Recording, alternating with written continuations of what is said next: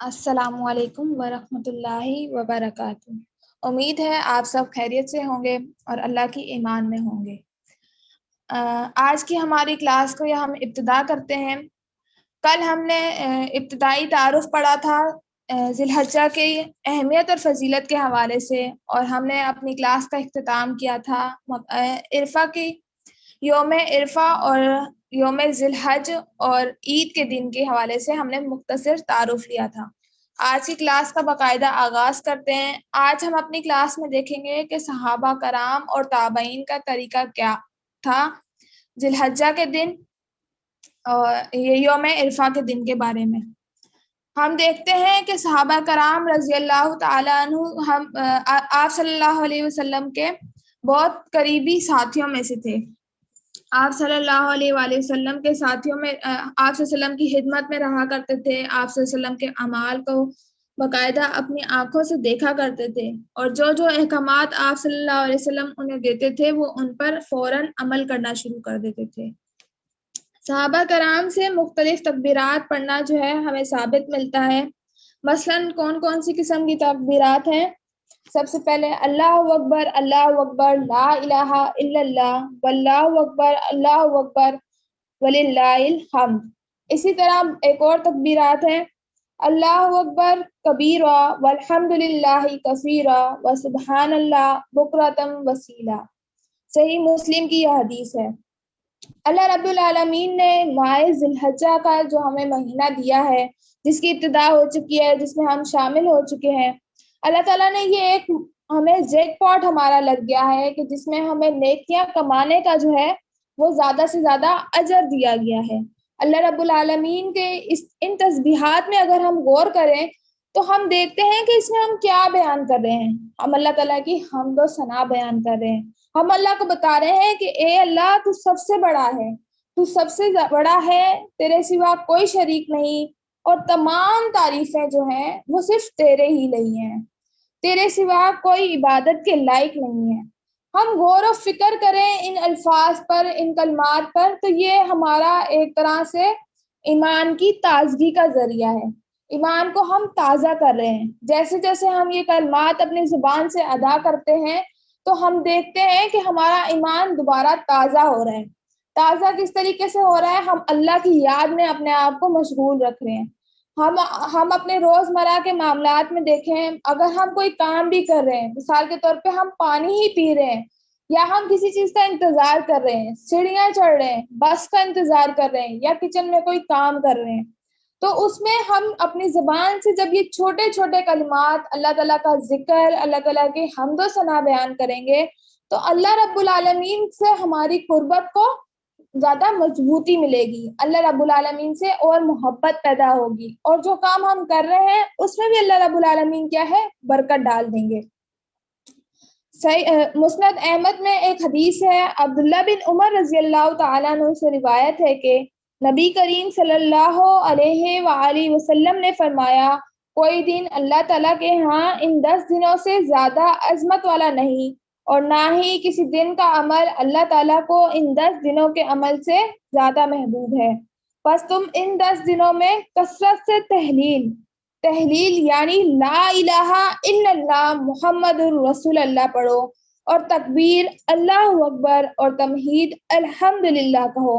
یہ وہ کلمات ہیں، ہم دیکھتے ہیں ہم بعض اوقات ہماری نمازوں میں بھی یہ چیز شامل کی ہوئی، ہم نمازوں کے بعد جو تسبیحات پڑھتے ہیں اس میں بھی ہم اللہ اکبر اور الحمدللہ کے الفاظ ادا کر رہے ہوتے ہیں، اور لا الہ الا اللہ زبان سے اس بات کا اقرار کر رہے ہوتے ہیں کہ اللہ تعالیٰ آپ واحد ہیں، لا شریک ہیں، آپ ہی ایک واحد خدا ہیں ہمارے، جو ہماری تمام تر مشکلات کو سننے والے اور ہمارے مسائل کو حل کرنے والے ہیں۔ صحیح بخاری کی حدیث ہے، باب فضائل عمل فی الایام تشریق۔ ابن عمر اور ابو ہریرہ رضی اللہ تعالی عنہما ان 10 دنوں میں بازار کی طرف نکل جاتے اور دونوں تکبیرات پڑھتے، لوگ ان کی تکبیرات سن کر تکبیر کہتے، اور محمد بن علی نفل نمازوں کے بعد بھی تکبیرات کہا کرتے تھے۔ اب ہم اس میں کیا دیکھ رہے ہیں کہ صحابہ کرام کیا عمل کرتے تھے، کہ صحابہ کرام ان جو ذی الحجہ کے جو 10 دن شروع ہوتے تھے ان میں بازاروں میں نکل جایا کرتے تھے، بازاروں میں نکل جاتے تھے اور بلند آواز سے تکبیرات کہا کرتے تھے. اور ان کی دیکھا دیکھی جب ہم دیکھیں کہ اگر کوئی تکبیرات پڑھ رہا ہوتا ہے ہمیں کتنا وہ سکون ملتا ہے، ہم تکبیرات سن رہے ہوتے ہیں اس میں بھی ہمیں اتنا سکون مل رہا ہوتا ہے کیونکہ ہم اللہ تعالیٰ کو یاد کر رہے ہوتے ہیں، اللہ کا ذکر کر رہے ہوتے ہیں، بار بار اللہ تعالیٰ کی تسبیحات کو بیان کر رہے ہوتے ہیں، تو ہمارا دل بھی سکون میں آ جاتا ہے اور ہمیں ارد گرد کے جو ہماری پریشانیاں ہوتی ہیں ہم سب بھلا کے صرف اس ذکر کی طرف مشغول ہو جاتے ہیں.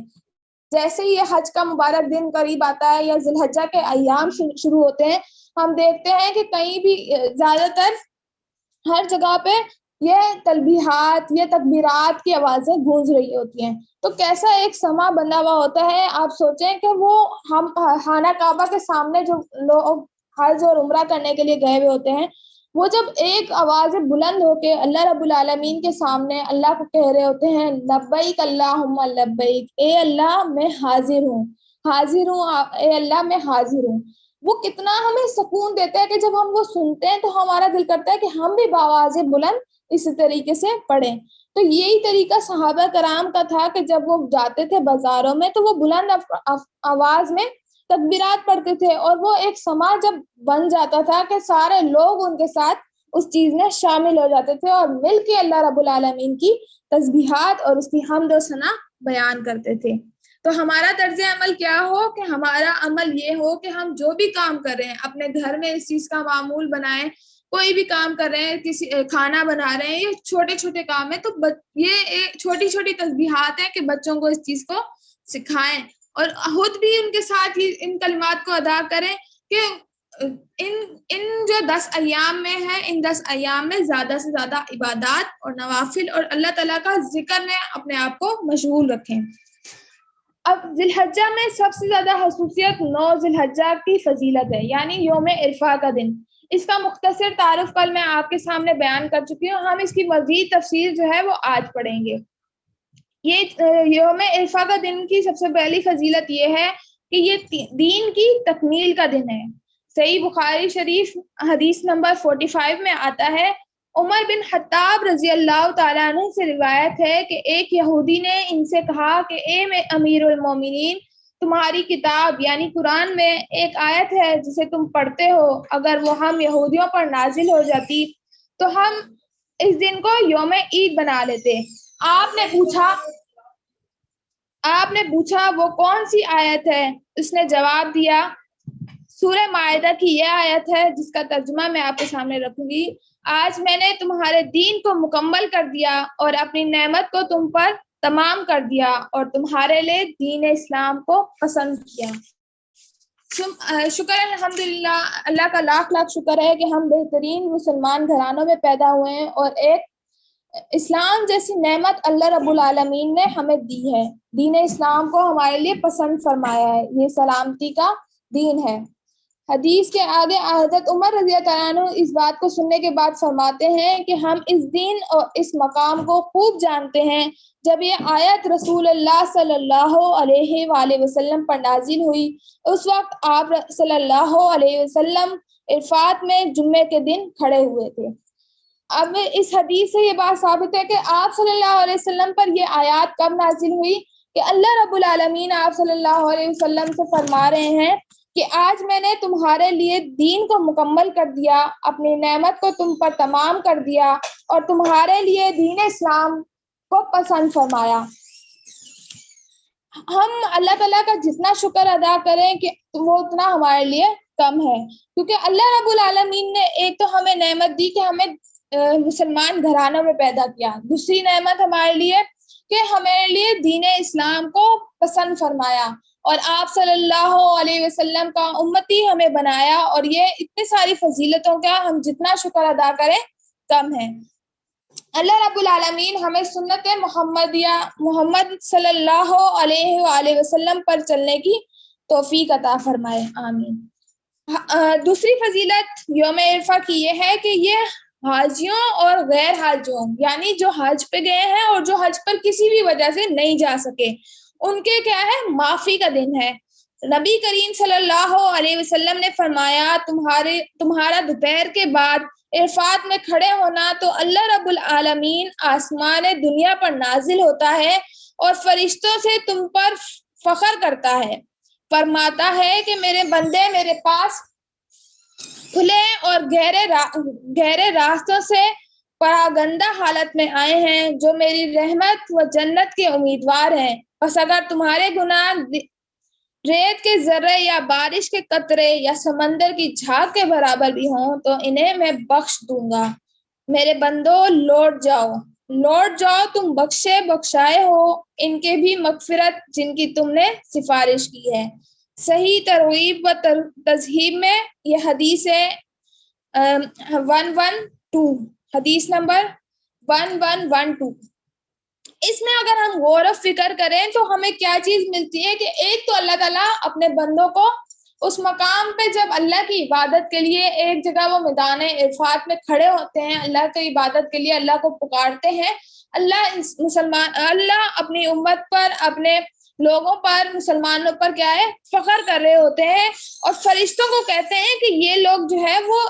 کس حالت میں، یعنی وہ کھلا میدان ہے، وہاں پہ دور دراز سے مختلف ممالک سے لوگ جو ہے اللہ کے گھر کا حج کرنے کے لیے آتے ہیں، تو اللہ رب العالمین ان پر فخر کرتے ہیں اور کیا کہتے ہیں کہ ان پر یہ میرے سے اللہ تعالیٰ کی میرے سے جو ہے وہ جنت کے امیدوار ہیں، تو میں ان کو جنت میں داخل کر دوں گا، اور جن کی یہ سفارش کریں گے ان کی بھی سفارش ان کے حق میں قبول کی جائے گی، اور اگر ان کے گناہ جو ہے وہ ریت کے ذروں کے برابر یا بارش کے قطرے، یعنی کتنا چھوٹا ہے نا ریت کا قطرہ بھی، اگر ہم دیکھیں ریت کا ذرہ تو وہ اتنا چھوٹا ہوتا ہے کہ ہم اسے دیکھ بھی نہیں سکتے، اللہ رب العالمین کیا کہتے ہیں کہ میں اس گناہوں کو بھی بخش دیتا ہوں اور اس کی مغفرت فرما دیتا ہوں۔ یہ مبارک مہینہ ہے، اس میں زیادہ سے زیادہ نیکیاں سمیٹنے کا جو ہے وہ اشرا ہے ہمارے پاس، کہ جس میں اللہ تعالیٰ ہمیں کیا ہے ہمارے گناہوں کو معاف کرنے کا ہم سے وعدہ فرما رہے ہیں۔ یوم عرفہ کی تیسری جو فضیلت ہے وہ یہ ہے کہ عرفہ کا روزہ رکھنے والے کی معافی کا دن ہے، یعنی جو شخص یوم عرفہ یعنی 8 ذی الحجہ کا جو روزہ رکھتا ہے یوم عرفہ کا، تو اس کا معافی کا دن ہے، اس دن تمام گناہ جو ہے وہ معاف کر دیے جاتے ہیں، اور روزہ رکھنے کی بہت زیادہ فضیلت ہے۔ ابو قتادہ انصاری رضی اللہ عنہ سے روایت ہے کہ آپ صلی اللہ علیہ وسلم سے عرفہ کے دن روزے کے بارے میں پوچھا گیا، آپ صلی اللہ علیہ وسلم نے فرمایا گزرے ہوئے 1 سال اور آنے والے 1 سال کے گناہوں کا کفارہ بن جاتا ہے۔ صحیح مسلم حدیث نمبر 2804۔ یعنی جو ہم کہتے ہیں نا، ہم سوچتے ہیں اگر ہم اپنی زندگی پر غور و فکر کرتے ہیں تو ہم سوچتے ہیں کہ کوئی ایسا ہمارا جو پچھلا گناہ ہے کسی طریقے سے ختم ہو جائے، کسی طریقے سے ہم اپنے گناہوں کو معافی کروا لیں۔ ہم بہت زیادہ غور و فکر کرنے والے وہ اکثر اس چیز سے پریشان رہتے ہیں، تو اللہ رب العالمین نے یہ ذی الحجہ کا مہینہ اور اسی طرح سال میں جو ہمارے لیے رحمتیں اور مواقع ہمیں فراہم کی جاتے ہیں وہ اسی چیز کا باعث بنتے ہیں کہ ہم اللہ تعالیٰ سے اپنی بخشش کو سمیٹیں، اللہ تعالیٰ سے اپنی نعمتوں کو سمیٹیں، اللہ تعالیٰ سے اپنا تعلق مضبوط کر لیں۔ اللہ تعالیٰ سے تعلق مضبوط کریں گے تو کیا ہے ہم خود بخود نیکیوں کی طرف بڑھنے لگیں گے۔ اس میں یوم عرفہ کا روزہ رکھنے کی فضیلت بیان کی گئی ہے، تو ہم سب کو یہ کوشش کرنی چاہیے کہ یوم عرفہ کے دن روزہ رکھیں، اور اگر روزہ کسی بھی وجہ سے نہ رکھ سکیں تو کم از کم ایسے اعمال کریں، یعنی اس دن کو زیادہ سے زیادہ عبادات میں یا تسبیحات میں اور ذکر الہی میں خود کو مشغول رکھیں۔ اس دن کی چوتھی فضیلت یہ ہے کہ یہ آگ سے آزادی کا دن ہے۔ ہم آگ کا لفظ سنتے ہیں تو ہم سوچتے ہیں کہ بہت زیادہ ایسے جو جلا دینے والی چیز ہے، یعنی انسان کو ختم کر دینے والی، جس سے اگر انسان اس کے قریب جائے تو انسان ختم ہو جائے، تو یہ کیا ہے آگ سے آزادی کا دن ہے۔ آگ سے آزادی کا دن یعنی ایک طرح سے آگ سے دور کرنے والا، آگ سے یعنی جہنم کی آگ سے اللہ تعالیٰ اسے بچانے والے ہیں۔ حدیث مبارکہ حضرت عائشہ رضی اللہ تعالیٰ عنہ سے روایت ہے کہ آپ صلی اللہ علیہ وآلہ وسلم نے فرمایا کہ اللہ سبحانہ و تعالیٰ عرفہ کے دن سے زیادہ کسی دن اپنے بندے کے قریب ہوتا ہے، پھر فرشتوں کے سامنے اپنے بندوں پر فخر کرتے ہوئے فرماتا ہے کہ یہ سارے بندے کس ارادے سے آئے ہیں۔ صحیح مسلم حدیث نمبر 3354۔ یعنی جب ہم اللہ تعالیٰ کے سامنے روزے کی، تو اللہ تعالیٰ نے اتنی زیادہ فضیلت بتائی ہے کہ اللہ رب العالمین نے کیا کہا ہے کہ روزہ میرے لیے ہے اور میں ہی اس کا اجر دینے والا ہوں۔ تو روزے کی اس میں فضیلت بیان کی کہ جب وہ روزہ رکھتا ہے، اللہ تعالیٰ کے ذکر میں مشغول رہتا ہے، تو اللہ تعالیٰ اس پر فخر کرتے ہیں، اور فخر کرتے ہوئے اپنے فرشتوں سے کیا کہتے ہیں کہ اس بندے کی، یعنی اس بندے کی جو بھی خواہش ہے، یہ بندہ مجھ سے کیا چاہتا ہے، اس سے معلوم کرو ذرا، اور اس کی وہ خواہش کیا ہے پوری کر دو۔ تو کیا ہم نہیں چاہیں گے کہ ہمیں بھی یہ کوشش کرنی چاہیے کہ ہم زیادہ سے زیادہ اللہ کی قربت میں ہوں، اور ہم ایسے اعمال کریں کہ ہمارے اعمال جو ہیں وہ ہمیں شرمندہ نہ کریں، بلکہ اللہ کے سامنے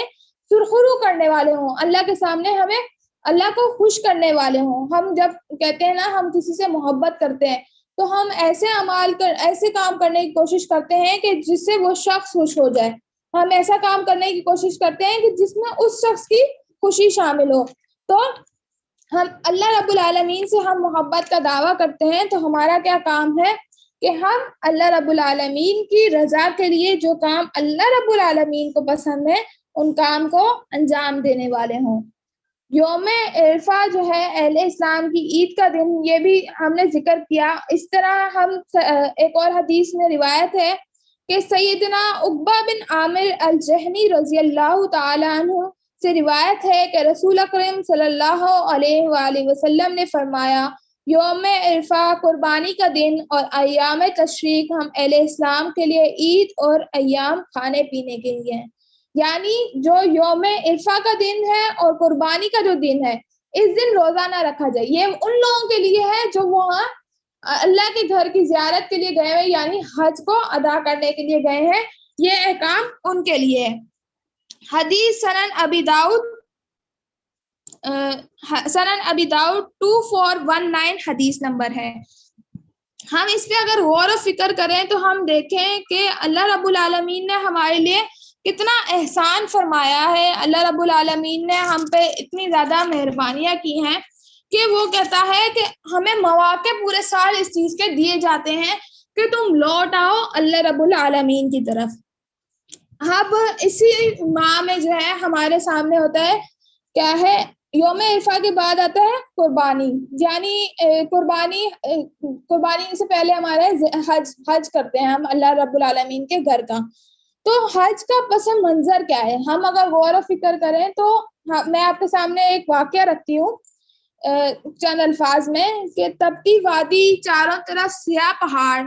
اور تاحد نگاہ صحرا، اوپر آگ برساتا سورج ہو۔ یعنی ہم خود اس چیز کو سوچیں کہ ہمارے ارد گرد کوئی نہ انسان کی ذات ہو، تپتا صحرا ہو، اور اوپر سے سخت جو ہے وہ گرمی ہو، اور ایک مشکیزہ پانی، معصوم بچے کے ساتھ ایک کمزور عورت، اور ابن آدم کا دور تک پتہ نہیں۔ آپ لوگوں کو میرے چند الفاظ سے اس چیز کا اندازہ ہو ہی گیا ہوگا کہ میں کس واقعے کی طرف نشاندہی کر رہی ہوں، کہ وہ واقعہ کہ جب حضرت آدم علیہ السلام جو ہے وہ ان کا کوئی، حضرت ابن آدم علیہ السلام یعنی حضرت ابراہیم علیہ السلام کا کوئی پتہ نہیں تھا، اور ان کی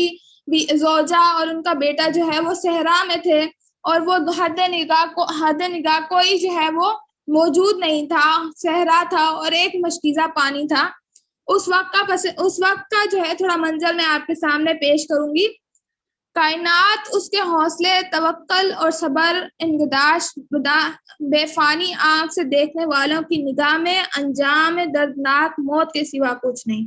یعنی ہم اگر خود سوچیں کہ ہم ایسے صحرا میں ہوں جہاں پہ کوئی انسان نہیں، کوئی نہ کھانے کی چیز ہے، نہ کوئی جانور ہے، نہ کوئی رہنے کی جگہ ہے، کچھ بھی نہیں ہے، تو ہم یہی سوچیں گے کہ وہ جگہ وہاں پہ کیا ہے، وہ شخص مر جائے گا جلدی۔ تو یہی وقت جو ہے نا، اس وقت کو سوچیں کہ جب ان کے پاس کچھ نہیں تھا، اور سب اس چیز کی امید ہے کہ یہ جو ہے نا دردناک موت کے سوا ان کا انجام کچھ نہیں، ان کا مقدر مگر اللہ رب العالمین نے قدرت نے آنے والے 1000 سال اس دردمندگی پر تعبیر کی ہے، اور کمزوری کا حوصلہ چٹیل صحرا میں زندگی کی نوید بنتا ہے، اور وہ مقام قیامت تک کے لیے قافلوں کا مرکز قرار پاتا ہے۔ چٹانوں سے ہمت والی خاتون ہی مستحق ٹھہراتی ہے کہ دنیا کے پہلے خانہ خدا کی تعمیر اس کا خاندان کرے، اور قیامت تک کے لیے وہ مقام قبلہ قرار پایا۔ کروڑوں لوگ اس مقام کی زیارت کو سب سے بڑی سعادت اور وہاں کے تڑپ کو زندگی کا حصہ سمجھیں، اور پھر اسی کی اولاد میں محمد صلی اللہ علیہ وسلم سا بیٹا ہو جو قیامت تک کے لیے روشن دلیل کے ساتھ لائے، اور وہ جگہ جہاں بھر کے اہل ایمان کا مرکز بنے۔ اس بے بس عورت کے استقلال کی برکت ہے۔ آزمائش انتہا درجے کی مگر شکوہ کہیں نہیں ملتا۔ ہم اس واقعے کو اگر واقعے کو یاد کریں تو ہم اپنے ذہن میں یہ نقشہ کھینچتے ہیں کہ وہ کتنا مشکل زمانہ ہوگا، کہ جب وہ صحرا میں وہ اکیلی تھی، ان کے پاس کھانے پینے کو کچھ نہیں تھا، وہ جس طرح دیکھتی تھی صرف میدان ہوتا تھا، اور اس وقت حضرت ابراہیم علیہ السلام کا کہیں پتہ نہیں تھا۔ تو اس تپتے صحرا میں بھی انہوں نے کس طریقے سے آزمائش میں صبر کیا، اور اللہ رب العالمین نے ان کے صبر کا اجر کیا دیا کہ ان کے خاندان میں سے ہی جو ہے وہ تعمیر خانہ کعبہ کرنے والوں کو جو ہے ان کے خاندان کے لیے اعزاز بنا دیا۔ ہم اس واقعے کا پس منظر تو ہم نے دیکھ لیا، اب دیکھتے ہیں کہ اللہ رب العالمین نے جب اللہ رب العالمین نے تپتے صحرا میں جو ہے نا ان کو رکھا، اس کے بعد جو ہے خانہ کعبہ کی تعمیر ہوئی، اور دنیا جہان سے جو ہے لوگ آئے اور اس گھر کی زیارت کرتے ہیں۔ اللہ رب العالمین نے جب حضرت ابراہیم علیہ السلام کو اپنے پیارے بیٹے کی قربانی کا جو حکم دیا، اس قربانی کا واقعہ جو ہے آج تک ہم جو ہے سنت ابراہیم کے طور پر اس عمل کو انجام دے رہے ہیں۔ اللہ رب العالمین نے حضرت ابراہیم علیہ السلام کو حکم دیا، ترجمہ سورہ حج آیت نمبر 27 میں ہے کہ اور لوگوں میں حج کا اعلان کر دے، پیدل اور ہر لاغر سواری پر آئیں گے جو ہر دروازے راستوں سے آئیں گے۔ یعنی اللہ رب العالمین نے جو قرآن پاک اتنے سالوں پہلے جو ہے وہ نازل ہوا، اس وقت جب وہاں پہ خانہ کعبہ کے ارد گرد جب اس کی تعمیر کی گئی، اس وقت جو ہے وہاں پہ کوئی آبادی نہیں تھی، کوئی رہنے والا نہیں تھا وہاں۔ اس وقت اللہ تعالیٰ نے جو ہے اتنے سال پہلے ہی اس چیز کی گواہی دے دی کہ یہاں پہ لوگ دور دراز سے آئیں گے اور اس گھر کا حج کریں گے، پیدل چلنے والے، لاغر سواریوں پہ آنے والے، یعنی مختلف جگہوں اور مختلف راستوں سے جو لوگ آئیں گے، وہ اللہ کے اس گھر کو، اس مبارک گھر کو، جس کو بنانے کا شرف ان کے خاندان کو ملا تھا، ان کو اللہ رب العالمین نے آنے والی ہر نسل کے لیے ایک عبادت میں شامل فرما دیا۔ اسی طرح حدیث مبارکہ صحیح بخاری کی حدیث میں ایک روایت ہے کہ جس میں ہمیں ملتا ہے، سیدنا ابو ہریرہ رضی اللہ تعالیٰ عنہ سے روایت ہے کہ میں نے نبی کریم صلی اللہ علیہ وآلہ وسلم سے سنا، آپ نے فرمایا، جس نے اللہ کے لیے حج کیا، نہ کوئی فحش بات کی اور نہ کوئی گناہ کا کام، تو وہ اس دن کی طرح لوٹا جس دن اس کی ماں نے اسے جنا تھا۔ اب یہ حدیث ہمارے لیے کیا ہے، غور و فکر کرنے والی ہے کہ ہم اس پہ غور و فکر کریں کہ اللہ رب العالمین ہمارے لیے کیا بیان کر رہے ہیں، کہ حج صرف یہ نہیں، یہ صرف عبادت نہیں ہے، بلکہ اس میں ہر انسان ان چیزوں کا پابند رہے، ان احکامات کی پابندی کرے کہ جو احکامات اللہ رب العالمین نے ہمارے لیے نازل کیے ہیں۔ اللہ رب العالمین نے احکامات نازل کیے ہیں کہ حج کے دنوں میں جب اللہ کے گھر کی زیارت کے لیے جاؤ تو ہر برے کام، ہر برے فعل سے بچو۔ یعنی وہاں پہ دنیا جہان سے جو ہے وہ لوگ آتے ہیں، سب کوئی اپنے ہر فرد جو ہے نا وہ کسی نہ کسی مشکل میں، کسی نہ کسی مشکل کو اللہ تعالیٰ کے سامنے بیان کر رہا ہوتا ہے، اللہ کے سامنے حاضر ہوتا ہے اپنی اچھائی برائی دونوں کے ساتھ۔ تو اللہ رب العالمین کیا کہتے ہیں کہ جب تم اللہ کے سامنے حاضر ہو تو جو کام پچھلے ہو چکے ان کی معافی تو ہوگی، لیکن جب تم اللہ کے سامنے آئے ہو اور اس غرض سے آئے ہو کہ تم توبہ کرو گے اور اپنے گناہوں سے بچو گے، تو اللہ رب العالمین کیا کہتے ہیں کہ تم فحش بات کی طرف نہ جاؤ اور نہ کوئی گناہ کا کام، تو وہ اس دن کی طرح لوٹا جس دن اس کی ماں نے اسے جنا ہے۔ یعنی جب انسان پیدا ہوتا ہے تو اس وقت کیا ہے، وہ ہر گناہ سے پاک ہوتا ہے۔ تو اللہ رب العالمین کہتے ہیں کہ جب وہ ان تمام پابندیوں میں رہتا ہے اور اپنے گناہوں سے بچتا ہے، فحش کاموں سے بچتا ہے، تو اللہ رب العالمین کے پاس سے، اللہ رب العالمین کے گھر سے وہ اس طریقے سے لوٹتا ہے جیسے وہ ابھی دوبارہ دنیا میں تشریف لایا ہو۔ حضور صلی اللہ علیہ وسلم کی ایک اور حدیث روایت ہے، سیدنا ابو ہریرہ رضی اللہ تعالیٰ عنہ سے روایت ہے کہ رسول اکرم صلی اللہ علیہ وآلہ وسلم نے فرمایا کہ عمرہ، ایک عمرے سے دوسرا عمرہ اور درمیانی وقت کا کفارہ ہے، اور نیکیوں سے بھرپور مقبول حج کی جزا جنت سے سوا کچھ نہیں۔ صحیح بخاری حدیث نمبر 1773۔ یعنی اس حدیث پہ اگر ہم غور کریں تو اس حدیث مبارکہ میں اللہ رب العالمین نے ہمارے لیے جو ہے وہ اجر رکھا ہے۔ یعنی ایک عمرہ اگر ہم کرتے ہیں تو دوسرا عمرہ جب تک ہم کرتے ہیں تو اس کے درمیان کے جتنا بھی ہمارے اعمال ہوتے ہیں یعنی گناہ ہوتے ہیں ان سب کا کفارہ ہو جاتا ہے۔ اور اگر ہم بھرپور طریقے سے نیکیوں میں جو ہے سبقت لینے والے ہوں اور اچھے طریقے سے حج کے ارکان کو ادا کریں، ان تمام شرائط کے ساتھ تمام برائیوں سے بچیں، تو اللہ رب العالمین نے اس پہ ہماری جزا کیا رکھی ہے کہ ہمارے لیے اس کی جزا جنت کے سوا کچھ نہیں۔ ہم سب یہ خواہش کرتے ہیں کہ اللہ رب العالمین ہمیں جنت الفردوس میں جگہ دے اور جنت الفردوس میں ہمیں داخل فرمائے۔ تو اللہ رب العالمین نے ایک طرح سے یہ ہمیں مواقع فراہم کیے ہیں۔ اب ہم مزید دیکھتے ہیں کہ اللہ رب العالمین نے جو ہمارے حج کے بعد اگلا مقام ہے قربانی کا۔ ہم دیکھتے ہیں کہ قرآن پاک اور احادیث میں ہمیں اللہ رب العالمین کے نے جو ہے اللہ رب العالمین کے احکامات اور آپ صلی اللہ علیہ وسلم کی احادیث میں آپ صلی اللہ علیہ وسلم کے عمل میں ہمیں قربانی کا بہت زیادہ حکم ملتا ہے۔ قربانی کا لفظ جو ہے وہ قرب سے نکلا ہے۔ قرب کے کیا معنی ہیں کہ وہ اپنی پسندیدہ چیز، اپنی محبوب چیز یعنی قریب ہونا، اس معنی میں آتا ہے۔ اللہ سبحانہ و تعالیٰ کے لیے قربانی کرنا گزشتہ تمام آسمانی شرائع کے نظام عبادت کا لازمی حصہ رہا ہے۔ یعنی جو قربانی ہم ہر سال میں کرتے ہیں تو وہ جو ہے صرف ہمارے نہیں بلکہ یہ سنت ابراہیمی بھی ہے، سنت محمدیہ بھی ہے، یعنی آپ صلی اللہ علیہ وسلم کی سنت بھی ہے۔ یہ آپ صلی اللہ علیہ وسلم کی سنت ہے۔ آپ صلی اللہ علیہ وسلم نے مختلف مقامات پر اس کی فضیلت فرمائی ہے، اس کی اہمیت بتائی ہے۔ آپ صلی اللہ علیہ وسلم نے کہا کہ قربانی میری سنت میں سے ہے۔ اب ہم دیکھ لیتے ہیں کہ قربانی کے بعض احکام اور مسائل میں آپ کے سامنے رکھوں گی۔ اللہ تعالیٰ نے قرآن پاک میں ارشاد فرمایا، ہم نے ہر امت کے لیے قربانی کا ایک طریقہ مقرر کیا ہے تاکہ جو جانور ہم نے انہیں عطا کیے ہیں ان پر وہ اللہ کا نام لیا کریں۔ سورہ حج آیت نمبر 34۔ یعنی اللہ رب العالمین کی نعمت ہے کہ وہ اپنے فضل سے بندوں کو نوازتا ہے مال سے، اور انہی مالوں میں سے وہ جو ہے اللہ کے لیے قربانی کا جانور خریدتے ہیں۔ اللہ رب العالمین نے کیا کہا کہ ہر امت کے لیے مختلف طریقہ کار رہا ہے، مختلف قربانی کا ذریعہ رہا ہے، مختلف طریقے سے ان کو قربانی کا حکم دیا گیا ہے، اور تاکہ وہ دیکھ لے کہ جو اللہ رب العالمین نے اپنے لوگوں کو، اپنے بندوں کو اپنی نعمت سے نوازا ہے، جو جانور عطا کیے ہیں وہ ان کو اللہ کی راہ میں خرچ کریں۔ قربانی کا اس مقدس سلسلے کو جاری و ساری رکھنے کے لیے اللہ رب العالمین نے یہی حکم اپنے آخری نبی صلی اللہ علیہ وآلہ وسلم کو دیتے ہوئے ارشاد فرمایا،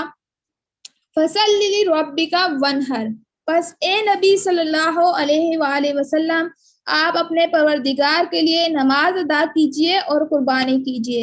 سورہ کوثر آیت نمبر 2۔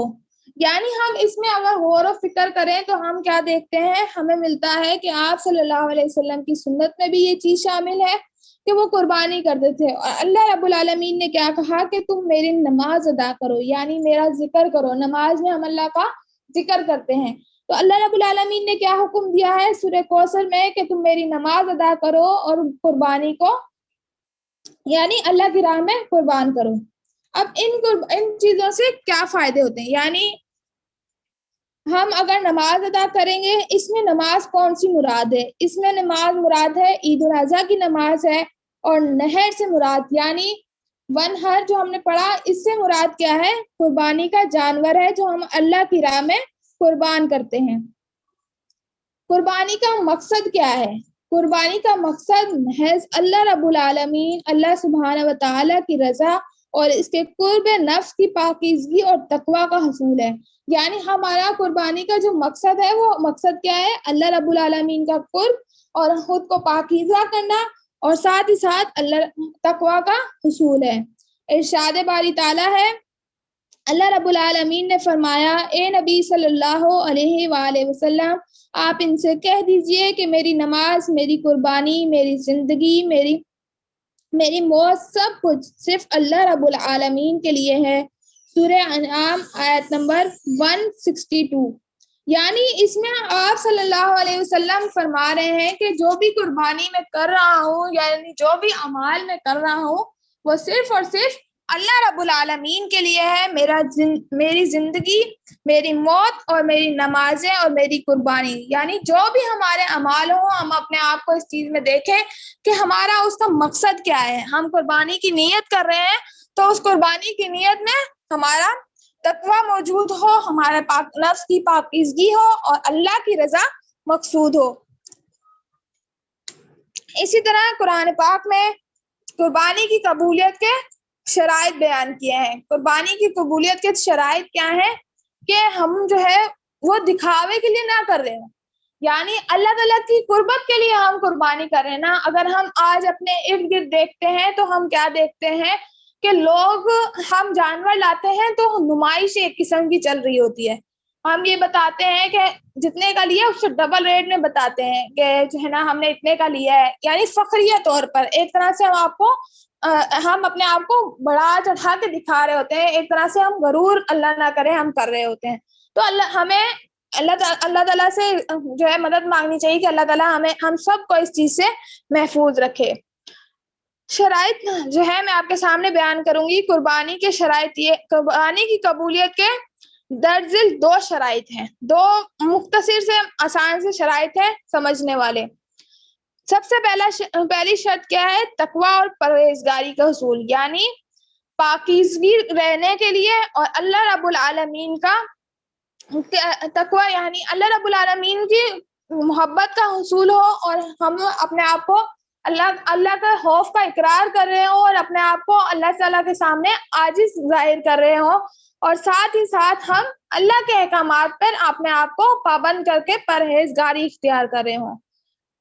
اللہ رب العالمین کا ارشاد ہے، اے نبی صلی اللہ علیہ وآلہ وسلم، آپ ان اہل کتاب کو آدم کے 2 بیٹوں کا سچا واقعہ سنائیے۔ جب ان دونوں نے اللہ کے حضور قربانی پیش کی تو ان میں سے ایک کی قربانی تو قبول ہو گئی اور دوسرے کی نہ ہوئی۔ دوسرے نے پہلے سے کہا، میں ضرور تمہیں مار دوں گا۔ پہلے نے جواب دیا، اس میں میرا کیا قصور؟ اللہ تو صرف پرہیزگاروں کی قربانی قبول کرتا ہے۔ سورہ مائدہ آیت نمبر 27۔ یعنی ہم اگر اس پہ غور و فکر کریں اس چھوٹی سی چیز پر کہ ہم کہیں نہ اللہ نہ کرے کہ کہیں ہم بھی ان چیزوں میں تو نہیں آ رہے کہ ہماری قربانی جو ہم کر رہے ہیں، ہم خون بہا رہے ہیں، کہ کہیں وہ بھی ایسے گناہوں کی وجہ تو نہیں بن رہی کہ ہم تکبر میں آ رہے ہیں، یا ہم اس کے اندر ہمارا تقوی اور پرہیزگاری ہے ہی نہیں، ہم صرف دنیاوی معاملات کو حل کرنے کے لیے ایسا کر رہے ہیں۔ تو اللہ رب العالمین سے اللہ رب العالمین سے جو ہے وہ پرہیزگاری، تقوی مانگیں، ہر وقت اس چیز کی دعا کریں کہ یا اللہ ہمیں اس تقوی اختیار کرنے والا بنا دے، ہمیں پرہیزگار بنا دے، ہمارے جو اعمال ہیں وہ ضائع نہ ہو، تاکہ ہم جو نیکیاں کر رہے ہیں، جو اللہ رب العالمین کے لیے ہم قربانی دے رہے ہیں، وہ ہماری قربانیاں ضائع نہ ہوں۔ دوسری شرط کیا ہے؟ کہ رزق حلال ہو۔ رزق حلال ہو، حدیث میں آتا ہے، سیدنا ابو ہریرہ الدوسی رضی اللہ تعالیٰ عنہ بیان کرتے ہیں کہ نبی کریم صلی اللہ علیہ وسلم نے فرمایا، لوگوں بے شک اللہ تعالیٰ پاک ہے اور پاک مال ہی قبول فرماتا ہے۔ صحیح مسلم حدیث نمبر 1010، سنن ترمذی۔ یعنی اس قربانی کا جو بعض ہمارے سامنے مسائل آتے ہیں جس میں اللہ رب العالمین نے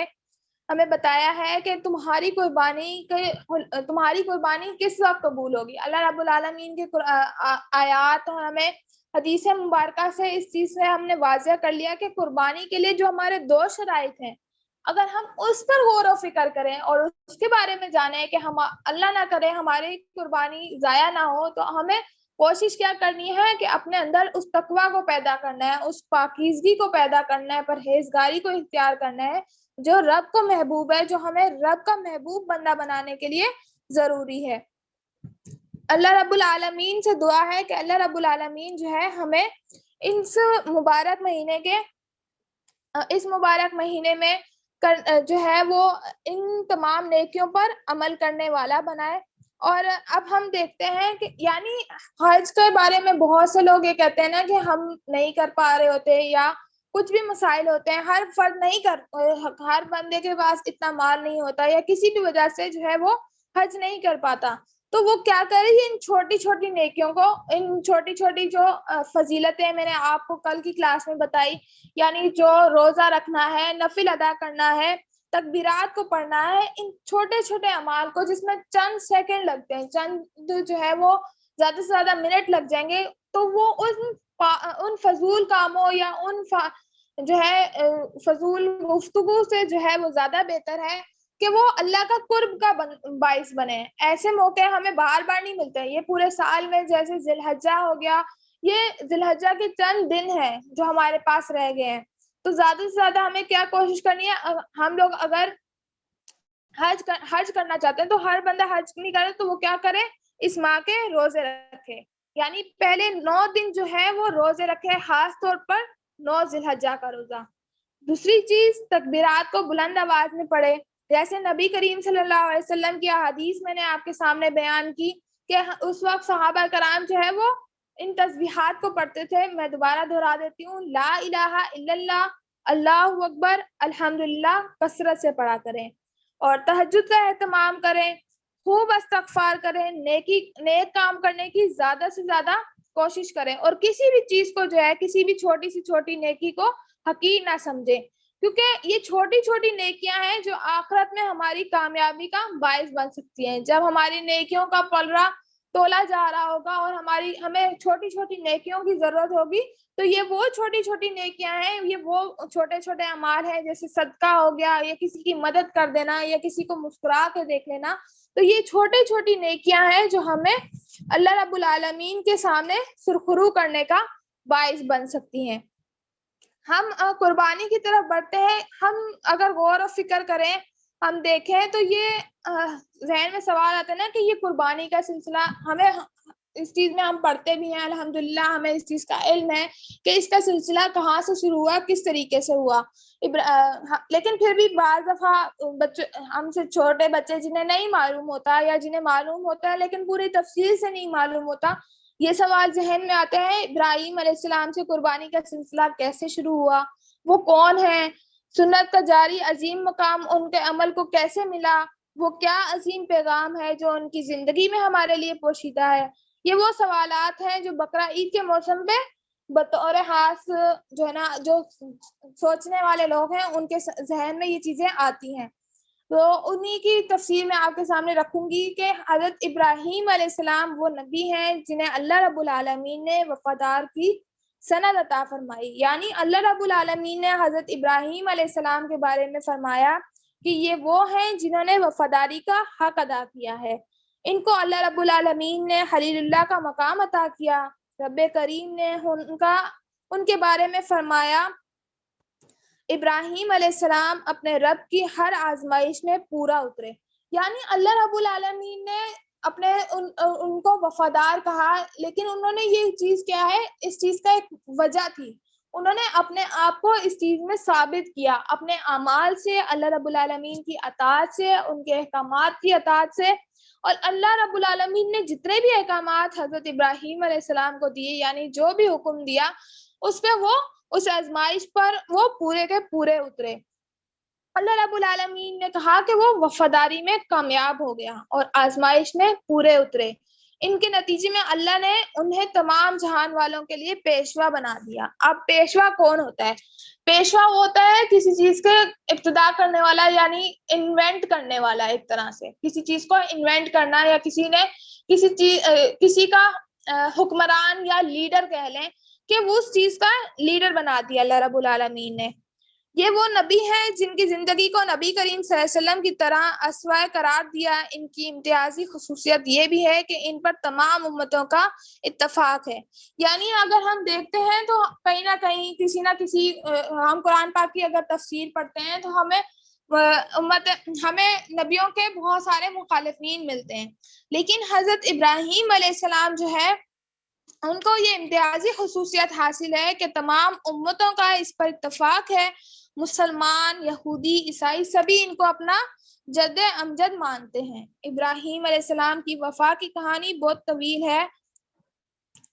اگر ہم اس کو غور و فکر کریں تو ان کے لمحے لمحے میں جو ہے ایک راز حیات چھپا ہوا ہے. یعنی انہوں نے جتنی بھی زندگی گزاری دنیا میں، اس میں ایک چھوٹی چھوٹی آزمائش جو ان پہ آئی، ان سب کو اگر ہم غور و فکر کریں، ان کی پوری زندگی کا جائزہ لیں، تو ایک پورا راز حیات آ جاتا ہے ہمارے پاس. آپ عراق کی سرزمین میں بت پرستوں کے گھرانے میں پیدا ہوئے. آپ نے اپنے ارد گرد کے ماحول کو سمجھنے کی کوشش کی اور پھر ملا اظہار برات کیا. یعنی وہ ایک بت پرست گھرانے میں پیدا ہوئے تھے، لیکن انہوں نے اپنے رب کو پہچانا. اپنے رب کو پہچاننے کے بعد بغیر خوف و خطر لوگوں کے سامنے اس چیز کا اقرار کیا. انہوں نے فرمایا، میرے رب، میں ان کے مشرکانہ سب اعمال و افعال سے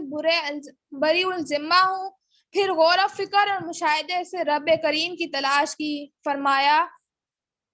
کہ میں صرف اللہ کی طرف رخ کرتا ہوں، اس کے حقوق اور اختیارات میں کسی کو شریک نہیں ٹھہراتا. یعنی وہ ایک بت پر اگر ہم دیکھتے ہیں تو بچے پہ اسی چیز کا اثر ہوتا ہے جس ماحول میں وہ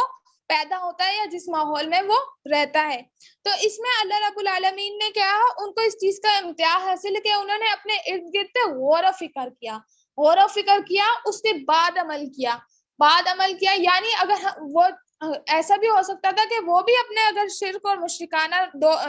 ماحول میں پیدا ہوئے تھے تو وہ انہی کی طرح بن جاتے، لیکن انہوں نے کیا اللہ رب العالمین کی ذات کو پہچانا اور ان کے ساتھ شرک کرنے سے خود کو بچا لیا. پھر ابراہیم علیہ السلام کی قربانیوں کا سلسلہ شروع ہوتا ہے. سب سے پہلی قربانی کیا تھی؟ مشرکانہ رسوم و رواج کو توڑ دیتے ہیں. یہی ان کے اسوا کا پہلا سبق ہے جو ہمارے لیے بہت زیادہ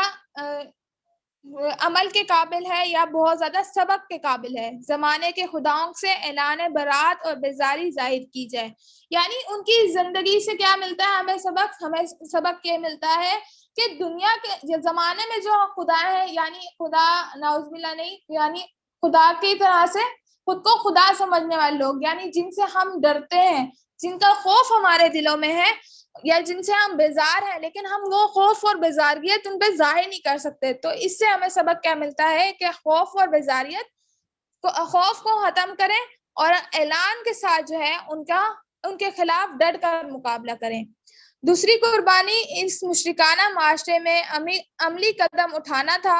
آپ نے گویا اس معاشرے کی جڑوں کو ہلا ڈالا، بتوں کو توڑا اور دلائل سے قائل کرنے کی کوشش کی. یہ بت کچھ نہیں کر سکتے، جو خود کو محفوظ نہ رکھ سکے وہ آخر کر بھی کیا سکتے ہیں. یعنی ہم قرآن پاک میں وہ واقعہ پڑھتے ہیں نا کہ انہوں نے تمام بت توڑ دیے تھے اور لوگوں کو اس چیز پہ قائل کیا تھا کہ یہ بت اپنی حفاظت نہیں کر سکتے، تو تم لوگ اس سے کیا مانگتے ہو. تو ان چیز سے انہوں نے دلائل سے اپنے لوگوں کو اس چیز پر ابھارنے کی کوشش کی. بے خطر کود پڑا آتش نمرود میں عشق، عقل ہے محو تماشائے لب بام ابھی. پھر بھی اطمینان سے نہیں بیٹھے، وطن گھر بار والدین خاندان سے الگ ہونے کی قربانی دی. یعنی ان کو اللہ رب العالمین نے اتنی آزمائش میں ڈالا کہ لوگوں نے جب ان کے مقابلے میں آگے ان کو آگ میں ڈال دیا، ان کو خاندان کی قربانی دینی پڑی، گھر بار سب کچھ چھوڑ کے جانا پڑا. تو انہوں نے اس پہ بھی جو ہے اس قربانی کو بھی آسانی سے پور کر لیا. اور جب مصر میں آئے اور مصر کے بادشاہ نے اسے متاثر کر کے اپنی بیٹی ہاجرہ ان کو دے دی۔ وہ فلسطین کی طرف گئے جو انتہائی سرسبز و شاداب علاقہ تھا۔ ان کی عمر 70 سال سے اوپر تھی۔ رب کریم نے انہیں صالح اولاد کی نعمت سے نوازا۔ یعنی اللہ رب العالمین نے اتنی آزمائش دی، لیکن اولاد ان کو کیا ہے، جب وہ 70 سال کے ہو گئے اس میں اللہ رب العالمین نے ان آزمائشوں کا بدلہ کیا دیا، ان کو اولاد کی نعمت سے نوازا۔ اور اولاد جب ایک وقت آیا ہے کہ اللہ رب العالمین نے ان کو کہا کہ اپنے زوجہ کو اور بچے کو جو ہے وہ صحرا میں چھوڑا ہو، جو ابھی ہم نے پچھلے واقعہ ذکر کیا کہ وہ صحرا میں تھے، وہ سارا واقعہ وہ ان کے ساتھ پیش آیا۔ تو جب یہ ایک اکلوتی اولاد تھی اور اللہ رب العالمین نے کیا کہا، اللہ رب العالمین نے انہیں کہا کہ تم بیٹے کو قربان کر دو۔ اور بیٹا بھی اللہ رب العالمین نے ایک اپنے نبی پر آزمائش دی، اور ان کے نبی کی اولاد کا جو ہے عمل آپ دیکھیں کہ انہوں نے کہا کہ آپ کے رب کا حکم ہے تو آپ جو ہے بغیر خوف و خطر مجھے کیا کر دیں، اللہ کی راہ میں قربان کر دیں۔ ہم دیکھتے ہیں یہ قربانی جو ہم مناتے ہیں یہ انہی کی یاد میں، یعنی انہوں نے اتنا بڑا قدم اٹھایا تھا ہمارے اس وقت اللہ کی راہ میں اللہ کا قرب حاصل کرنے کے لیے، بغیر حالانکہ اگر وہ دیکھتے تو کتنی ساری آزمائشوں کے بعد ان کو ایک اکلوتی اولاد دی گئی تھی اللہ رب العالمین کی طرف سے، لیکن اللہ رب العالمین نے جب ان کو پھر اس اولاد یعنی نعمت عطا کرنے کے بعد کہا کہ تم اس نعمت کو لوٹا دو، تو انہوں نے کیا کہا، اس چیز پر صبر کا مظاہرہ کیا اور قربانی دینے کے لیے تیار ہو گئے۔ اللہ رب العالمین کو ان کی یہ ادا اتنی محبوب، اتنی پسند آئی کہ اللہ رب العالمین نے کیا ہے اس کو اب تک کے لوگوں کے لیے ایک سنت قرار دیا گیا کہ قربانی کا حکم سب پہ لازم قرار دیا گیا۔ ذی الحجہ کا آخری عشرہ ہے اور پہلا عشرہ ہے، مگر یہ عبادت کے لحاظ سے جو ہے سب سے زیادہ اللہ تعالیٰ کے محبوب دنوں میں سے ایک عشرہ ہے۔ عبادات میں سب سے زیادہ کیا ہے، ہم نے پڑھا قربانی۔ اب قربانی کا مقصد ہم نے سمجھ لیا کہ قربانی کا اصل مقصد کیا ہے، اللہ رب العالمین کی رضا اور خوشنودی حاصل کرنا اور خالص اللہ رب العالمین کے حکم کی اطاعت کرتے ہوئے اس سے محبت کا اظہار کرنا، وہ اعتراف کرنا کہ اللہ رب العالمین ہم آپ سے محبت کرتے ہیں۔ یعنی محبت کا اعتراف ہم کرتے ہیں نا کہ ہمارے پاس الفاظ نہیں ہوتے، ہم کہتے ہیں، ہم کسی کو اگر محبت کا کہہ رہے ہوتے ہیں تو ہم کہتے ہیں کہ ہم تم سے بہت زیادہ محبت کرتے ہیں، بہت بہت بہت زیادہ، ہم بہت کا لفظ استعمال کرتے ہیں، تو ہمارے پاس وہ الفاظ نہیں ہوتے بیان کرنے۔ تو اللہ رب العالمین ہم سے اتنی زیادہ محبت کرتا ہے، اتنی زیادہ محبت کرتا ہے کہ کہتے ہیں 70 ماؤں سے زیادہ محبت کرنے والا ہے ہمارا رب۔ ہماری مائیں ہم سے کتنی زیادہ محبت کرتی ہیں، بہت زیادہ، کہ وہ اگر ہمیں ذرا سی پریشانی ہوتی ہے وہ فوراً ہماری سب سے زیادہ اثر اس چیز کا ہوتا ہے۔ تو اللہ رب العالمین ہم سے 70 ماؤں سے زیادہ پیار کرنے والا ہے، تو ہمارا کیا کام ہے کہ ہم اس کو اس کی محبت کا، اپنے محبت کا یقین دلائیں، یعنی ہمارے اعمال ایسے ہوں کہ اللہ رب العالمین کو وہ پسند آ جائیں۔ ہم اللہ کی راہ میں قربانی کرنے کے لیے اگر نکل رہے ہیں تو ہماری قربانی کیا ہو کہ ہم اظہار و اعتراف کے طور پر اپنے آپ کو جو ہے وہ اللہ کے سامنے پیش کریں، دکھلاوے سے بچتے ہوئے۔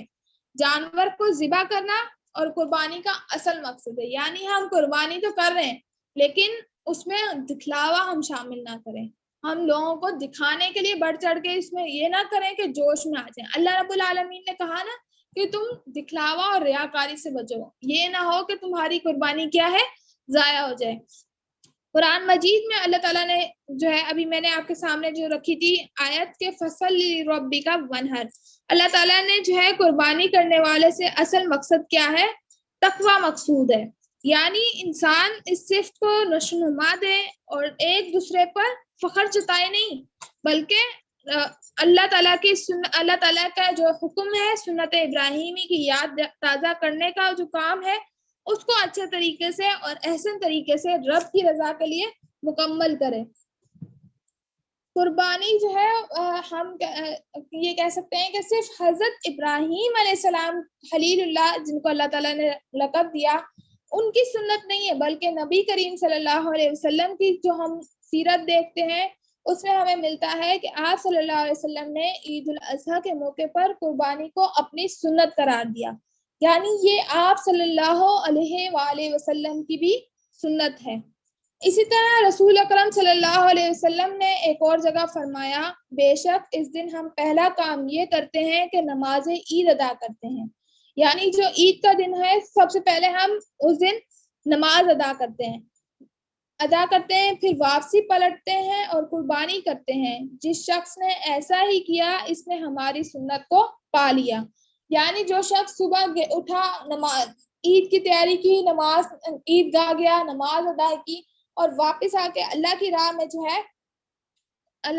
میں اس نے قربانی دی، تو اس کے بارے میں کیا ہے کہ اس نے ہماری سنت کو پورا کیا، یعنی سنت محمدیہ کو پورا کیا۔ حدیث متفق علیہ ہے۔ آپ صلی اللہ علیہ وسلم کی ایک اور حدیث ہے جس میں آپ صلی اللہ علیہ وسلم نے فرمایا، اے لوگوں، ہر سال ہر گھر والے پر قربانی ہے۔ جامع ترمذی کی حدیث ہے۔ ہم ابھی دیکھتے ہیں کہ اگر ہمارے گھر میں اگر چھوٹا بھی فرد ہے یا بڑا فرد ہے تو ہم بعض دفعہ ہم کہتے ہیں کہ ہمارے پاس تو کچھ بھی نہیں ہے، ہم کیسے قربانی کریں؟ تو اللہ کی راہ میں جب آپ قربان کرنے نکل رہے ہو تو آپ یہ نہیں دیکھو کہ جو ہے نا آپ کے پاس ہے یا نہیں ہے۔ اللہ رب العالمین کی رضا اور خوشنودی آپ کے لیے مقصود ہے۔ اصل مقصد کیا ہے؟ اللہ اور اس کے رسول کی خوشنودی حاصل کرنا، یعنی اللہ کا محبوب بننا، یہ ہمارا اصل مقصد ہے۔ تو اللہ کی رضا کے لیے جب ہم کچھ خرچ کر رہے ہیں تو ہم زیادہ اچھے سے اچھا مال اللہ کے لیے نکالیں، یعنی اللہ کی رضا حاصل کرنے کے لیے جو بہترین چیز ہے نا وہ اللہ کے راستے میں دیں۔ اب ہم بعض لوگ جو ہے وہ قربانی کی استطاعت رکھتے ہیں لیکن پھر بھی نہیں کرتے، تو ان کے بارے میں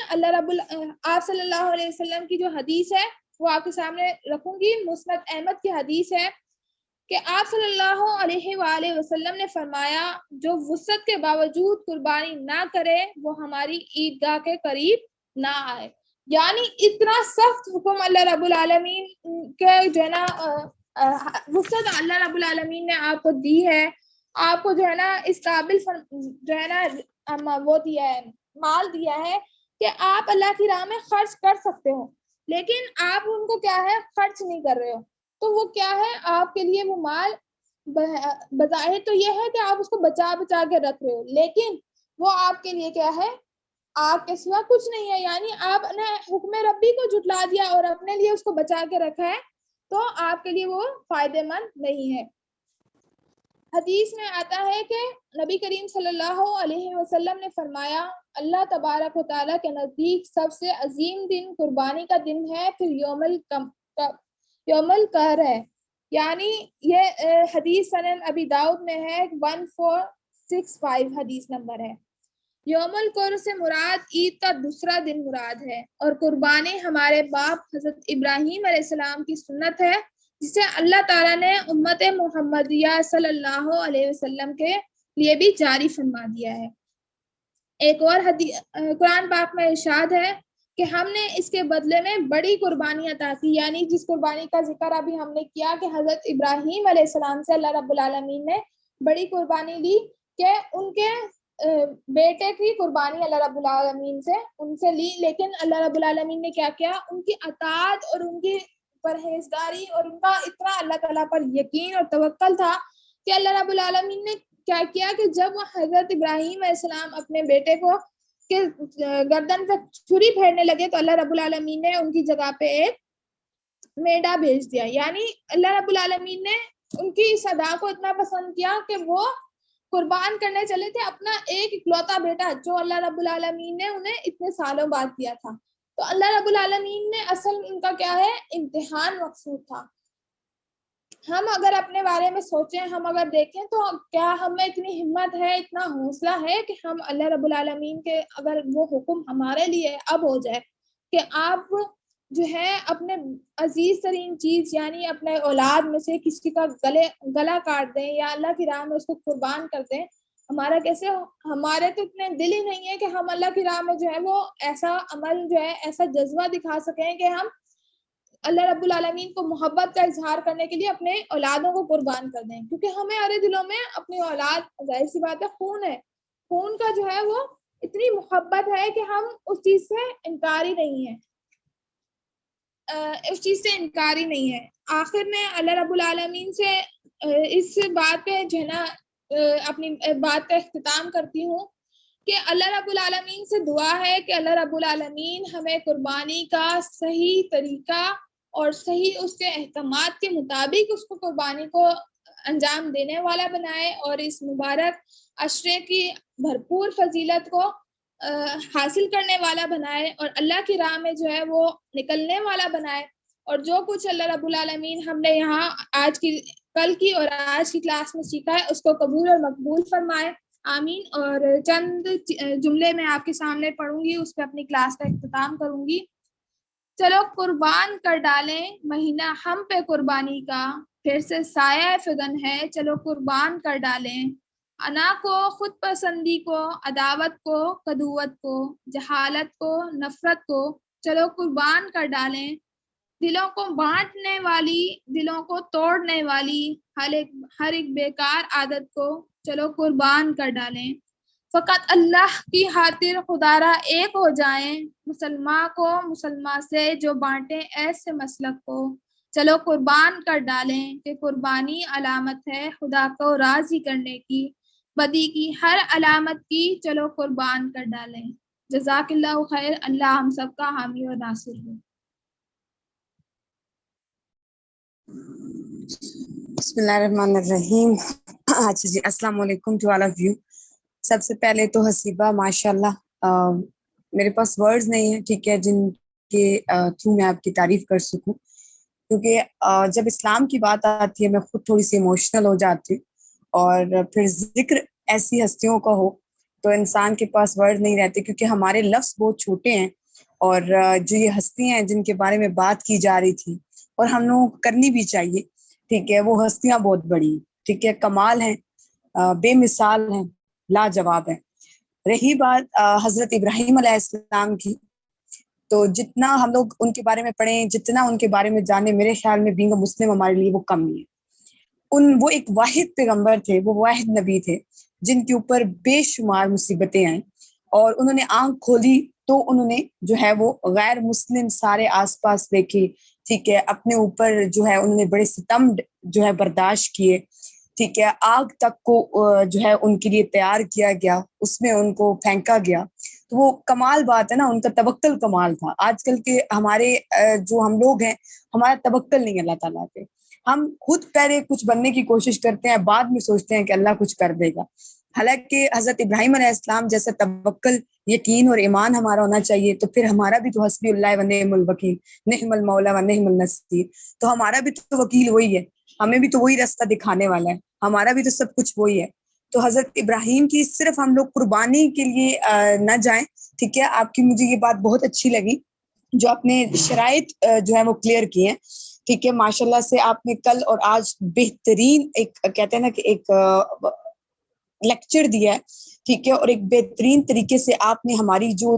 زنگ آلودہ روحیں تھی نا، ان کو آپ نے تھوڑا سا جو ہے وہ زنگ اتارنے کی کوشش کی ہے، اور ہمارے دلوں پہ، آنکھوں پہ جو موریں لگی ہوئی تھی، ہم اپنی بھیڑ میں تھے، اس سے ہمیں تھوڑا سا آپ اسلام اور خدا کی طرف لے کر آئیں کہ آپ کا بھی اللہ ہے، ذرا اللہ کو پکڑو، اللہ کی شان بیان کرو، اس کے بارے میں سوچو۔ تو حضرت ابراہیم علیہ السلام کی سنت اور سنت ابراہیمی، بے شک سنت محمدیہ بھی ہے یہ، ٹھیک ہے، اور ہم لوگوں کو اس پہ عمل کرنا بھی چاہیے، اور واقعی تقوی کی بیس پہ ہمیں قربانی دینی چاہیے، یہ نہیں کہ ہم شو آف کر رہے ہیں اور کسی کو دکھا کے ہم کوئی اچھے سے اچھی چیز اپنے گھر لے کر آ رہے ہیں اور کہہ رہے ہیں کہ فلانے کو پتہ چل جائے ہم اس دفعہ کی قربانی کر رہے ہیں۔ جب دینا اللہ کی راہ میں ہے تو دکھانا لوگوں کو کیوں ہے؟ تو اپنی نیت اچھی ہونی چاہیے، نیت جو ہے ہمارے اعمال کا دار و مدار نیت پہ ہوتا ہے، تو نیت اچھی ہونی چاہیے، اور ہماری نیت اچھی تھی آپ کو بلانے کی انسٹیٹیوٹ آف مینٹل ہیلتھ کی، اور میں جس حد تک آپ کو شکریہ ادا کر سکوں وہ کم ہے، اور شاید نہ تو میری اتنی اوقات ہے، نہ میرے پاس اتنے الفاظ ہیں، اور نہ ہی میرے پاس اس طرح کی شعور رکھنے والی عوام تھی کہ جو کہ ساری کی ساری یہاں پہ آ جاتی۔ یہی مسئلہ ہے کہ جب اسلام کی بات آتی ہے، ٹھیک ہے، تو ہم لوگ تھوڑے سے نا کانشیس ہو جاتے ہیں کہ ہم وہ لیکچر لیں نہ لیں، اچھا ابھی ہمارے پاس ٹائم نہیں ہے، جبکہ دیکھا جائے تو اسلام کی بات کرتے وقت ہمارے پاس جو ہے، ٹھیک ہے، وہ ٹائم ہونا نہیں چاہیے، ہمیں ٹائم نکالنا پڑتا ہے، لیکن انفارچونیٹلی جو ہے وہ آج کل کی ینگ جنریشن جو ہے ان کو اتنی محبت یا اتنی لگن کہہ لیں ہم لوگوں کو نہیں ہے اسلام سے، جبکہ اسلام کے بغیر تو ہم لوگ جو ہیں نکارہ ہیں، بیکار ہیں، فضول ہیں، ہم کھوکھلے ہیں، ٹھیک ہے, ایک ایسے انسان ہے جس کی کوئی اوقات نہیں ہے, جس کا کوئی رستہ نہیں ہے, جس کی کوئی منزل نہیں ہے, لیکن ہمیں یہ چیز سمجھ نہیں آ رہی کہ اللہ اور اللہ کے نبی کی رسی کو اگر ہم لوگ چھوڑ دیں گے تو ہماری منزل کدھر ہے, کہیں بھی نہیں ہے. بٹ یہ کہ آپ کا جو ہے ماشاء اللہ جو وے آف ڈلیوری جو آپ لیکچر دیتے ہو, ٹھیک ہے, آپ کی ماشاء اللہ بہت اچھی ہے, کانفیڈنٹ ہو آپ, بہت زبردست آپ نے بولا, بہت ماشاء اللہ اچھا بولا, اور اللہ تعالیٰ آپ کو اس کا اجر دے, اللہ تعالیٰ آپ کی جو نالج ہے اس میں وسعت پیدا کرے, اللہ تعالیٰ آپ کی آواز کو اتنا زیادہ اور زیادہ جو ہے وہ ایک خوبصورت اور اسلام کی محبت میں بھرپور کر دے, ٹھیک ہے, اس میں اتنی محبت اور چاشنی, اتنی خوبصورتی پیدا کر دے کہ آپ کی آواز ہر جگہ پہنچے اور ہر جگہ آپ اسلام کا پیغام پہنچاؤ. اور سب سے بہترین کام آپ کر رہے ہو, ٹھیک ہے, وہ کام کر رہے ہو جو کہ ہمارے نبی صلی اللہ علیہ وسلم نے کیا تھا, ٹھیک ہے, اور اللہ تعالیٰ آپ کو اس کا اجر عظیم دے گا. میں کوئی نہیں ہوں کہ میں آپ کو کہوں کہ اللہ آپ کو اس کا اجر دے, میں صرف دعا دے سکتی ہوں, اجر وہ دینے والا ہے اور وہ ضرور دیتا ہے. اور آپ نے جو ایک ایک لفظ بولا اسلام کے بارے میں, اس کی نیکیاں جو کہ آپ کی طرف گئی ہیں, اللہ کرے کہ ہمارے جو گناہ گار کان سن رہے تھے ہمیں بھی عمل کرنے کی توفیق دے, ہم لوگوں کو بھی اللہ تعالیٰ اس جو ہم نے جو ورک شاپ کیا ہے اس کا اجر دے, اور ہمارے انسٹیٹیوٹ کو بھی اللہ تعالیٰ آگے لے کے جائے. اور ایسے ہم بہت ساری جگہوں پہ بہت سارے دنوں میں ہم آپ کو بلائیں اور آپ دوبارہ بھی آئیں, ہمیں بہت اچھا لگا. اللہ پاک آپ کو صحت دے, اللہ تعالیٰ آپ کو زندگی دے, خوشیاں دے, اور آپ کے نالج میں وسعت پیدا کرے. جزاک اللہ. اللہ خیر میم, میں بہت زیادہ شکر گزار ہوں آپ کی, آپ کے آرگنائزیشن کی اور سب کی, کہ آپ نے مجھے موقع دیا اور مجھ پر ٹرسٹ کیا کہ میں آؤں اور آپ لوگوں کے یہاں پہ دین کی تھوڑی خدمت کر سکوں. جزاک اللہ آپ خیر. تھوڑی نہیں کہ آپ نے بہت زیادہ کی ہے, ٹھیک ہے, ایک خوبصورتی لا دی آپ انسٹیٹیوٹ آف مینٹل ہیلتھ میں, اسلام کو لے کر آئی ہیں آپ نے جو باتیں کی ہیں وہ آج سے پہلے ایک دفعہ ہم نے رمضان میں کروائی تھی اور ایک اب کروا رہے ہیں. میرے انسٹیٹیوٹ میں یہ 2 ایسی ورک شاپ تھی جن کا کوئی مقابلہ نہیں ہے, جو ٹاپ پہ ہیں, کیونکہ ان ورک شاپ میں میرے اللہ سبحانہ و تعالیٰ کا ذکر ہوا ہے, میرے نبی کا ذکر ہوا ہے, ٹھیک ہے, حضرت ابراہیم علیہ السلام کا ذکر ہوا ہے. تو میرے خیال میں یہ بہترین سے بہترین کام آپ نے کیا ہے. اچھا میں جاتی آپ پلیز دعا کروا دیں ہمارے انسٹیٹیوٹ کے لیے, کیونکہ آپ کی زبان سے دعا نکلی ہوئی, اللہ تعالیٰ ضرور قبول کرے. بسم اللہ الرحمن الرحیم. الحمد للہ رب العالمین الرحمن الرحیم مالک یوم الدین ایاک نعبد و ایاک نستعین اہدنا الصراط المستقیم یا ہادی اہدنا الصراط المستقیم صراط الذین انعمت علیہم غیر المغضوب علیہم ولا الضالین آمین. اللهم صل على محمد وعلى آل محمد كما صليت على إبراهيم وعلى آل إبراهيم إنك حميد مجيد. اللهم بارك على محمد وعلى آل محمد كما باركت على إبراهيم وعلى آل إبراهيم إنك حميد مجيد. يا ربي أنت وأنا العواد بالذنب وأنت العواد بالمغفرة. اغفر لنا يا ربي, ارحمنا يا ربي, اغفر لنا يا ربي. يا ربي لك الحمد كما ينبغي لجلال وجهك. اللهم إني أسألك علما نافعا ورزقا طيبا وعملا متقبلا. يا ربي حسبي الله لا إله إلا هو عليه توكلت وهو رب العرش العظيم. یا ربی ہمارے صغیرہ کبیرہ گناہوں کو معاف فرما دیجئے. یا ربی ہمیں سیدھے رستے پر ہدایت عطا فرما دیجئے. یا ربی ہمیں ان لوگوں کے رستے پر چلا دیجئے جن لوگوں پر آپ نے انعام فرمایا ہے. ہمیں ان لوگوں کے رستے پر نہ چلائیے گا جس پر آپ نے اپنا غضب ڈھایا ہے. یا ربی ہمیں ہمارے صغیرہ کبیرہ گناہوں کو معاف فرما دیجئے گا. یا اللہ اس چھوٹی سی نیکی کا جو ہے کام کیا ہے, یا اللہ ان سب کو اپنے بارگاہ رحمت میں قبول اور مقبول فرما لیجئے گا. یا اللہ اس انسٹیٹیوٹ آف مینٹل ہیلتھ کو کامیابیوں کے عروج عطا فرما دیجئے. یا اللہ جو یہ نیکی کا کام کر رہے ہیں, لوگوں کو بھلائی کی طرف بلانے کا کام کر رہے ہیں اپنی چھوٹے چھوٹی کوششوں سے, یا اللہ ان سب کو قبول فرما لیجئے گا. یا اللہ ہم سب کو دنیا اور آخرت کی کامیابی نصیب فرما دیجئے. یا اللہ ہمارے والدین کو شفائے کاملہ و عاجلہ عطا فرما دیجیے۔ یا اللہ جو کام ہم سے جان بوجھ کے ہوئے ہیں، جو کوتاہیاں ہم سے جان بوجھ کے ہوئی ہیں یا جو انجانے میں ہوئی ہیں، یا اللہ ان سب کو قبول، ان سب کو معاف فرما دیجیے گا۔ یا اللہ ہمیں نیکی میں سبقت لے جانے والا بنا دیجیے۔ یا اللہ ہمیں اپنا برگزیدہ بندوں میں شامل فرما لیجیے۔ یا اللہ ہمارے صغیرہ کبیرہ گناہوں کو معاف فرما دیجیے۔ یا اللہ ہماری آخری سانس تک ہم سے اپنے دین کا کام لے لیجیے۔ یا اللہ ہمیں دین کی خدمت کرنے والا بنا دیجیے۔ یا اللہ دین پر عمل کرنے والا بنا دیجیے، دین کی راہ میں چلنے والا اور محمد صلی اللہ علیہ وآلہ وسلم کی سنت پر عمل کرنے والا بنا دیجیے۔ یا اللہ ہم جب اس دنیا سے رخصت ہوں تمہارے لب پہ ہو لا الہ الا اللہ محمد رسول اللہ صلی اللہ علیہ وآلہ وسلم۔ یا اللہ ہمارے آخری کلمات حق کی گواہی دینے والے ہوں۔ یا اللہ ہماری موت ایمان پر کرنا۔ یا اللہ ہمیں دنیا اور آخرت کی کامیابی عطا فرما دے۔ یا اللہ اس جنت میں جانے والے اعمال کرنے والا بنا دیجیے جس جنت کا آپ نے ہم مسلمانوں سے وعدہ کیا ہے۔ یا اللہ ہمیں دین کو سمجھنے اور اس پر عمل کرنے والا بنا دیجیے۔ یا اللہ آپ کے دین کو پھیلانے والا بنا دیجیے۔ یا اللہ آپ کے دین کو جو ذمہ داری ہم پہ آئی ہے، یا اللہ اس کو صحیح حق ادا کرنے والا بنا دیجیے، لوگوں تک اس دین کو اچھے طریقے سے پہنچانے والا۔ یا اللہ ہمیں نیکی میں سبقت لے جانے والا بنا دیجیے۔ یا اللہ اس دین کو پھیلانے میں جو ہم نہ جانے میں غلطیاں ہوئی ہیں، یا اللہ ان سب کو معاف فرما دیجیے، ہمارے دلوں کو ایمان کے لیے کھول دیجیے۔ یا اللہ ہمیں صراط مستقیم کی طرف ہدایت عطا فرما دیجیے۔ یا اللہ جو لوگ اس دنیا سے رخصت فرما چکے ہیں ان سب کی مغفرت فرما دیجیے۔ یا اللہ جو بیمار ہیں انہیں شفائے کاملہ و عاجلہ عطا فرما دیجیے۔ یا اللہ جو محتاج ہیں ان کی محتاجی کو آپ سے زیادہ بہتر طریقے سے دور کرنے والا کوئی نہیں ہے۔ یا اللہ ان سب کی محتاجی کو دور فرما دیجیے۔ یا اللہ ہمیں